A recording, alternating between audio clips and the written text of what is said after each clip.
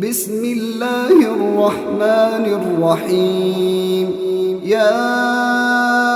أيها المزمل قم الليل إلا قليلا نصفه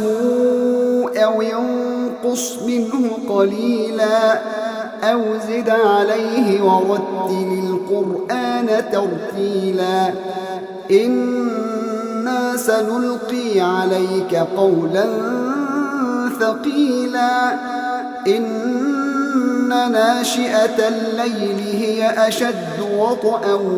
وأقوم قيلا إن لك في النهار سبحا طويلا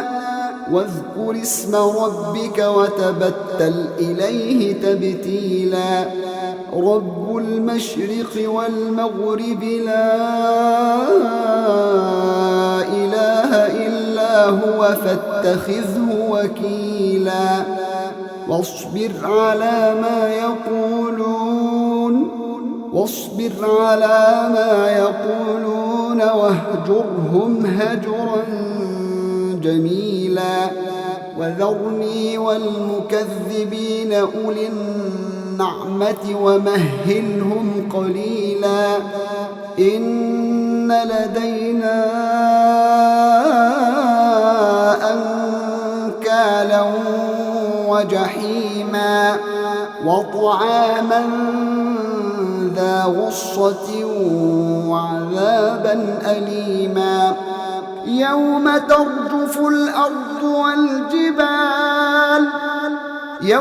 ترجف الأرض والجبال وكانت الجبال كثيبا مهيلا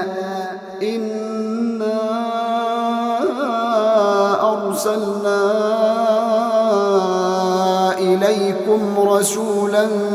شاهدا عليكم كما أرسلنا إلى فرعون رسولا فعصى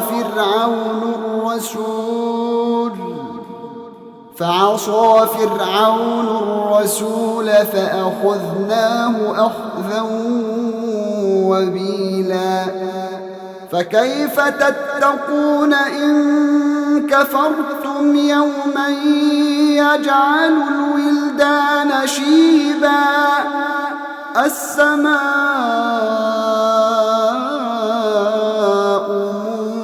منفطر به كان وعده مفعولا إن هذه تذكرة فمن شاء اتخذ إلى ربه سبيلا إن ربك يعلم أنك تقوم أدنى من ثلثي الليل ونصفه وثلثه وطائفة من الذين معك